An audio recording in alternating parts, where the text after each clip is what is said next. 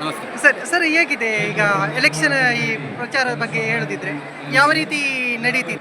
ಮಂಜೇಶ್ವರ ವಿಧಾನಸಭಾ ಮಂಡಲ ಎಂಬುದು ಭಾಷಾ ಸಂಗಮ ಭೂಮಿಯಾಗಿದೆ. ಹಾಂ. ಇಲ್ಲಿ ರಾಷ್ಟ್ರಕವಿ ಗೋವಿಂದ ಪೈಯು, ಕಯ್ಯಾರ ಕೆಂಜನರಯ್ಯು, ಯಕ್ಷಗಾನದ ಪಿತಾಮಹ ಪಾರ್ತಿಸುಬ್ಬ ಹುಟ್ಟಿದಂಥ ಮಣ್ಣಾಗಿದೆ. ಒಂದು ಮತ ಸೌಹಾರ್ದತೆ ಕೇಂದ್ರ, ಉದ್ಯಾವರ ಅರಸು ಮಂಜೇಶ್ವರ ಸಾವಿರ ಜಮಾ ಮಸೀದಿ, ಆಳಿಭೂತ, ಈಗ ಈ ಮತ ಸೌಹಾರ್ದ ಕೇಂದ್ರ ಈ ಮಂಜೇಶ್ವರ ನಿಯಮಸಭಾ ಮಂಡಳಿ ಬರಬೇಕು. ಆದರೆ ಹಲವಾರು ವರ್ಷಗಳಿಂದ ಅಂದರೆ ಕಳೆದ 15 ವರ್ಷದಲ್ಲಿ ಇಲ್ಲಿ UDF ಆಯ್ಕೆ ಆಗ್ತಾ ಇದೆ. ಈ ಸಲ ನಾವು ಚುನಾವಣಾ ಪ್ರಯುಕ್ತ ಜನರನ್ನು ಭೇಟಿ ಮಾಡಿದಾಗ ಕೋಮುವಾದಕ್ಕೆ ಎದುರಾಗಿರುವಂಥ ಅತಿ ಶಕ್ತವಾದಂಥ ಮನಸ್ಸು ಈಗ ಮಂಜೇಶ್ವರ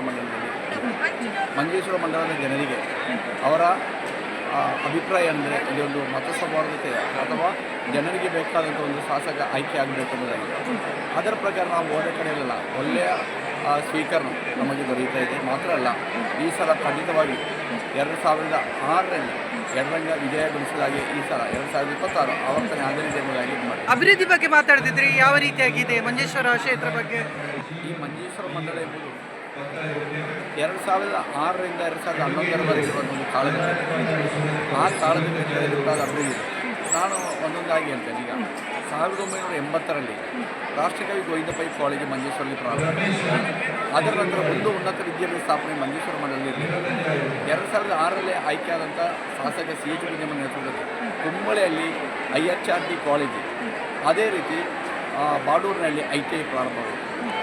ಉನ್ನತ ವಿದ್ಯಾಭ್ಯಾಸ ಸಂಬಂಧ ನೆಲೆಯಲ್ಲಿ ನಮ್ಮ ಎಲ್ಲ ಶಾಲೆಗಳನ್ನು +2 ವಿದ್ಯಾಭ್ಯಾಸವನ್ನು ಪ್ರಾರಂಭ ಮಾಡಿದ ಘಟ್ಟವಾಗಿತ್ತು 2006-2011.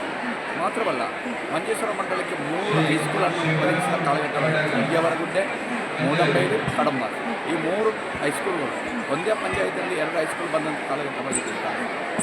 ಅದು ಒಂದು ಅಭಿವೃದ್ಧಿಯ ಸಾಂತ ಎಂದು ಹೇಳ್ಬೋದು. ಮಂಜೇಶ್ವರ ಮಂಡಲದಲ್ಲಿ ಉಂಟಾದಂಥ ಅತ್ಯಂತ ಅದ್ಭುತವಾದ ಅಭಿವೃದ್ಧಿಯಲ್ಲಿ ಮತ್ತೊಂದೇನೆಂದರೆ ಮಂಜೇಶ್ವರ ಹಾರ್ಬರ್. ಈ ಹಾರ್ಬರ್ಗೆ ಬೇಕಾದಂಥ ಎಲ್ಲ ಲೈಸೆನ್ಸ್ಗಳನ್ನು, ಅಂದರೆ 9 ಲೈಸೆನ್ಸ್ ಬೇಕಾಗುತ್ತೆ, ಅದೆಲ್ಲವನ್ನು ಪಡ್ಕೊಂಡ ಕಾಲಘಟ್ಟ 2006-11ರಲ್ಲಿ. ನಮ್ಮ ಮಂಜೇಶ್ವರದಲ್ಲಿರುವಂಥ railway over bridge, 2 railway over ಬ್ರಿಡ್ಜಿಗೆ ಬೇಕಾಗಿ 72 ಕೋಟಿ ರೂಪಾಯಿ ಅಂದು ಶಾಸಕರಾದಂಥ CH ನೇತೃತ್ವದಲ್ಲಿ ರೋಡ್ ಆ್ಯಂಡ್ ಬ್ರಿಡ್ಜಸ್ ಡಿಪಾರ್ಟ್ಮೆಂಟಿಗೆ ಅದರ DPR ಮಾಡಲಿಕ್ಕೆ ಅನುಮತಿ ಕೊಟ್ಟಂಥ ಕಾಲಘಟ್ಟವಾಯಿತು. ಆದರೆ ಈಗ ನೋಡಿ ಅಂದರೆ 15 ವರ್ಷವಾಯಿತು, ಒಂದು ಅಭಿವೃದ್ಧಿ ನಮ್ಮಲ್ಲಿ ಕಾಣಲಿಕ್ಕಿಲ್ಲ. ಅಂದರೆ ಕಾಣ್ತಾ ಇರುವಂಥ ಅಭಿವೃದ್ಧಿ ಏನಂದರೆ ಕೇರಳ ರಾಜ್ಯದಲ್ಲಿ ಮೊತ್ತವಾಗಿ ಸರ್ಕಾರ ಪ್ರಖ್ಯಾಪಿಸಿದಂಥ ಅಭಿವೃದ್ಧಿ ಇದೆ.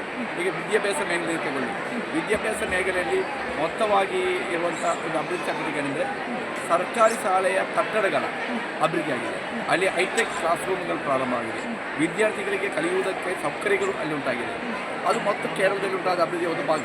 ಮಂಜೇಶ್ವರದ ತಾಲೂಕು ಆಸ್ಪತ್ರೆ ಎಂಬುದು ಮಂಜೇಶ್ವರದ ಅತ್ಯಂತ ಪ್ರಧಾನವಾದಂಥ ಆಸ್ಪತ್ರೆ ಆಗಿದೆ. ಮಂಗಳಪಾಡಿಯಲ್ಲಿ 17.5 ಕೋಟಿ ರೂಪಾಯಿ 2019ರ ಬಜೆಟ್ನಲ್ಲಿ ಆಸ್ಪತ್ರೆ ಇಂದಿನವರೆಗೆ ಅದರ ಖರ್ಚಾಗಿದೆ. ಕೇರಳದ ಎಲ್ಲ ಕಡೆ ಆಸ್ಪತ್ರೆಯ ಭಾಗವಾಗಿ 2019, 2020, 2023ವರೆಗೆ ಕೊಟ್ಟರು ಅನ್ನ. ಅಲ್ಲಿ ಕಟ್ಟಡ ನಿರ್ಮಾಣ ಪೂರ್ತಿಯಾಗಿ ರೋಗಿಗಳನ್ನು ಮಲಗಿಸುವಂಥ ವ್ಯವಸ್ಥೆಗಳು ಅಲ್ಲಿ ಉಂಟಾಗಿದೆ. ಅದು ಅದೇ ರೀತಿ ತಾಲೂಕು ಆಫೀಸ್, ನಮ್ಮ ತಾಲೂಕು ಕಚೇರಿಗೆ ಬೇಕಾಗಿ 5.5 ಕೋಟಿ ರೂಪಾಯಿ 2019ರಲ್ಲಿ ಪಾಸ್ ಮಾಡಿಕೊಟ್ಟಿದೆ ಗೌರ್ಮೆಂಟ್. ಆದರೆ ಅದಕ್ಕೆ ಬೇಕಾದಂಥ ಸ್ಥಳವನ್ನು ಒದಗಿಸಿಕೊಡದ ಕಾರಣ ಈಗಲೂ ಸಹ ಕಟ್ಟಡ ಪ್ರಾರಂಭ ಆಗಿದೆ. ಈ ದಿನದಲ್ಲಿ ಮಂಜೇಶ್ವರ ಮಂಡಲದ ಅಭಿವೃದ್ಧಿಯನ್ನು ಕುಂಠಿತಗೊಳಿಸಿದಂಥ 15 ವರ್ಷ ನಮ್ಮ ಮುಂದಿದೆ. ಈಗ ನ್ಯೂ ಜನರೇಷನ್ ಯುವಕರಿಗೆ ಅವರು ಹೇಳ್ತಿರೋದು ಏನಂದರೆ ಇಲ್ಲಿ ಅಭಿವೃದ್ಧಿ ಆಗಬೇಕು. ಆ ಅಭಿವೃದ್ಧಿಗೆ ಬೇಕಾದಂಥ ಚಟುವಟಿಕೆ ನಾವು ಮಾಡ್ತೇವೆ. ಅದು ಮಾತ್ರ ಅಲ್ಲ, ನಮ್ಮ ಮಂಜೇಶ್ವರಿಗೆ ಬೇರೆ ಒಂದು ಪ್ರತ್ಯೇಕತೆ ಇದೆ. ಮಂಜೇಶ್ವರ ಪ್ರತ್ಯೇಕತೆ ಏನಂದರೆ ಕಬಡ್ಡಿಯ ಮಣ್ಣಾಗಿದೆ. ಮಂಜೇಶ್ವರದ ಸುಧೀರ್ ಕುಮಾರ್ ಕಬಡ್ಡಿಯ ದೇಶೀಯ ಪ್ಲೇಯರ್ ಆಗಿದ್ದ. ಅದೇ ರೀತಿ ಜಗದೀಶ್ ಕುಂಬಳೆ, ಗಣೇಶ್ ಇವರೆಲ್ಲ ನಮ್ಮ ದೇಶೀಯ ಕಬಡ್ಡಿ ಆಟಗಾರರಾಗಿದ್ದರು. ಆದರೆ ಇದೊಂದು ಕಬಡ್ಡಿ ಅಕಾಡೆಮಿ, ಕಬಡ್ಡಿ ಕಲಿಯುವಂಥ ಮಕ್ಕಳಿಗೆ ಅವರಿಗೆ ಕಲಿಯಬೇಕಾದಂಥ ಒಂದು ಕಬಡ್ಡಿಯ ಗ್ರೌಂಡ್ ಪ್ರತ್ಯೇಕವಾದಂಥ ಈಗ ಆಧುನಿಕ ಶೈಲಿಯಲ್ಲಿ ಇಷ್ಟವರೆಗೆ ಮಾಡಲಿಕ್ಕೆ ನಮಗೆ ಸಾಧ್ಯ ಆಗಲಿಲ್ಲ. ಅದೇ ರೀತಿ ಇಲ್ಲಿಯ ಫುಟ್ಬಾಲ್ ಅಂದರೆ ಈ ಮೊಗ್ರಾಲ್ ಫುಟ್ಬಾಲ್ನ ಒಂದು ಪ್ರಧಾನ ಕೇಂದ್ರ. ಇಷ್ಟರವರೆಗೆ ಫುಟ್ಬಾಲ್ಗೆ ಬೇಕಾದಂಥ ಒಂದು ಸೌಕರ್ಯವು ಇಲ್ಲಿ ಉಂಟು ಮಾಡಲಿಲ್ಲ. ಕೇರಳ ರಾಜ್ಯ ಸರ್ಕಾರ ಕೊಟ್ಟಂಥ ತುಳು ಅಕಾಡೆಮಿ, ಅದೇ ರೀತಿ ಯಕ್ಷಗಾನ ಅಕಾಡೆಮಿ, ಅದೇ ರೀತಿ ಮಾಪಿಲ ಪಾಠ ಅಕಾಡೆಮಿಗಳಿದೆ. ಮಾಪಿಲ ಪಾಠ ಅಂದರೆ ಈ ಮೊಗ್ರಾಲ್ನಲ್ಲಿ ಈಶಾಗ್ರಾಮ ಅಂತ ಹೇಳ್ತಾರೆ. ಅಲ್ಲಿ ಮಾಪಿಲ ಪಾಠಿನ ಅಥವಾ ನಶಿಸಿರುವಂಥ ಒಂದು ಮದ್ಯದ ಒಂದು ಕೇಂದ್ರವಾಗಿತ್ತು. ಅದನ್ನು ಮಾಪಿಲ ಪಾಠ ಅಕಾಡೆಮಿ ಮಾಡಿ 2009ರಲ್ಲಿ ಪ್ರಾರಂಭ ಮಾಡಿದ ಅಕಾಡೆಮಿಯನ್ನು ಈಗ ಬಂದ್ ಮಾಡಿಬಿಟ್ಟು ಈಗಿಲ್ಲ. ತುಳು ಅಕಾಡೆಮಿ ಅದರ ಚಟುವಟಿಕೆ ನಡೀತಾ ಇದೆ. ಅದೇ ರೀತಿ ಯಕ್ಷಗಾನ ಅಕಾಡೆಮಿ ಒಂದು MLM ಅಂತ ನೆಲೆಯಲ್ಲಿ ಇದಕ್ಕೆಲ್ಲ ನೇತೃತ್ವ ಕೊಡಬೇಕಾದ, ಸಾಂಸ್ಕಾರಿಕ ರಂಗ ನೇತೃತ್ವ ಕೊಡಬೇಕಾದ MLA ಇರಬೇಕು. ಅದೇ ಮಾಡೋದೇ ಇಲ್ಲ. ಈಗ ನಮ್ಮ ಮಂಡಲದಲ್ಲಿ ಎಡಪಕ್ಷ ಸರ್ಕಾರಗಳು ಜಾರಿ ಮಾಡಿದಂಥ ಪದ್ಧತಿಗಳಲ್ಲದೆ UDFನವರಿಗೆ ಬೇರೆ ಏನು ಹೇಳಿಲ್ಲ. ನಮಗಿಲ್ಲಿ ಪ್ರಧಾನವಾಗಿ ನಮ್ಮ ಜನರ ಸಮಸ್ಯೆಗಳನ್ನ ಆಲಿಸಿ ಅದಕ್ಕೆ ಪರಿಹಾರ ಕಂಡುಹಿಡಿಯುವಂಥ ಒಂದು MLA ಬೇಕೆಂಬುದಾಗಿ ನ್ಯೂ ಜನರೇಷನ್ ಹೇಳ್ತಾರೆ. ಮಂಗಳೂರು ಎಂಬುದು ಎಜುಕೇಷನ್ ಸಿಟಿಯಾಗಿ ಮಾರ್ಪಾಡಾಯಿತು. ಮಂಗಳೂರು ಎಂಬುದು ಆರೋಗ್ಯ ಹೆಲ್ತ್ ಸಿಟಿಯಾಗಿ ಮಾರ್ಪಾಡಿದೆ.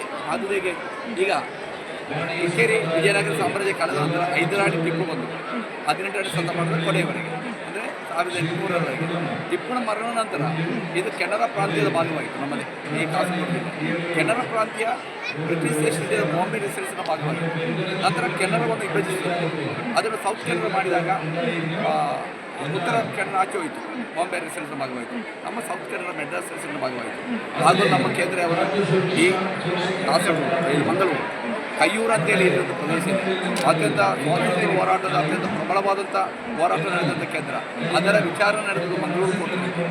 ಹಾಗೆ ನಮಗೆ ಮಂಗಳೂರಿಗೆ ಮತ್ತು ನಮಗೆ ಒಂದು ಸಂಬಂಧ ಆ ಬೀದಿ ಬೆಳೆದು 1956ರಲ್ಲಿ ಭಾಷಾ ಪ್ರಾಂತ್ಯ ಒಟ್ಟಿಗಿರಿಸಿದಾಗ ನಾವು ಸ್ವಾಭಾವಿಕವಾಗಿ ಕಾಸರಗೋಡು ತಾಲೂಕು ಈ ಕೇರಳದ ಭಾಗವಾಗಿ ಹೋಯಿತು.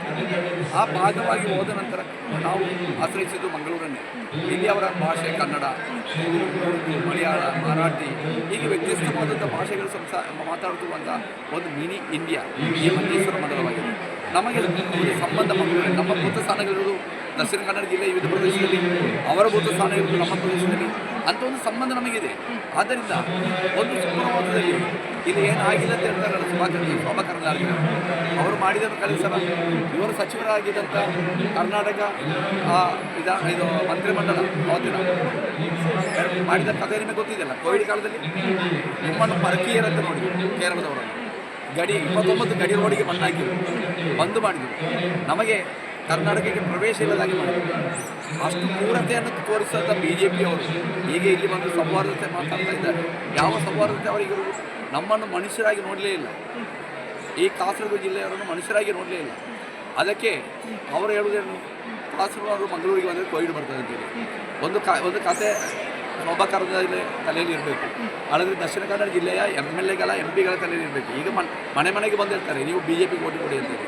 ಅವರ ಹತ್ರ ಹೇಳಿದ್ರು ಒಂದೇ, ನಾವು ಮಂಗಳೂರಿಗೆ ಬರದಿದ್ದರೆ, ನಿಮ್ಮ ದಕ್ಷಿಣ ಕನ್ನಡ ಜಿಲ್ಲೆಗೆ ನಾವು ಬರದಿದ್ದರೆ, ಕೇರಳದವರು ದಕ್ಷಿಣ ಕನ್ನಡ ಜಿಲ್ಲೆಗೆ ಬರೋದಿಲ್ಲ ಅಂತ ತೀರ್ಮಾನ ಮಾಡಿದರೆ, ನಿಮ್ಮ ದಕ್ಷಿಣ ಕನ್ನಡ ಜಿಲ್ಲೆಯಲ್ಲಿ ಒಂದು ನೊಣಸ ಅಡ್ಡಾಡಲಿಕ್ಕಿಲ್ಲ ಗೊತ್ತಾ.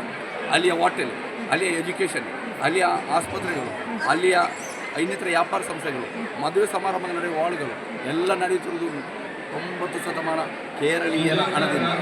ಆದ್ದರಿಂದ ನಾವು ವಿಭಜನೆವಾದಿಗಳಲ್ಲ, ನಾವು ಮತವಾದಿಗಳಲ್ಲ, ನಾವು ಭಾಷಾವಾದಿಗಳಲ್ಲ. ನಾವು ಹೇಳುತ್ತಿರುವುದೇನೆಂದರೆ ಮಂಜೇಶ್ವರ ಮಂಡಲದ ಜನರಿಗೆ ಮಂಗಳೂರು ಆಗಿರುವಂಥ ಒಂದು ಸಂಬಂಧ ಅದು ರಕ್ತಗತವಾಗಿರುವಂಥ ಸಂಬಂಧವಾಗಿದೆ. ಅದನ್ನು ಬಿಡಿಸಿ ಇಲ್ಲಿಂದ ನಮ್ಮನ್ನು ದೂರ ಮಾಡಲಿಕ್ಕೆ ಮಂಗಳೂರು ನಾವು ನೆನೆಸಿದರೆ ಸಾಧ್ಯವಿಲ್ಲ ಎಂಬುದಾಗಿ ನಮಗೆ